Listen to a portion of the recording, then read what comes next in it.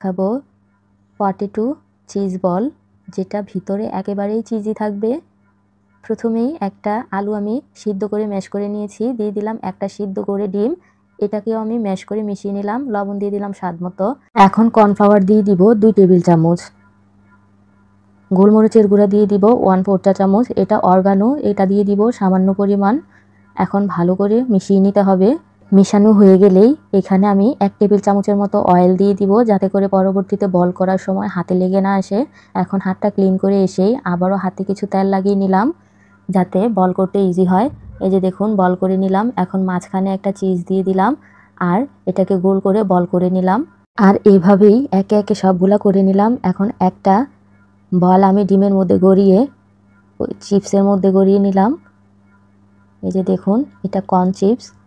এখন ভালো করে চেপে চেপে এটার গায়ে কোটিং করে নিতে হবে। একে একে সবগুলাই করে নিলাম। দেখতে কতটা লোভনীয় হয়েছে নিশ্চয়ই দেখেছেন।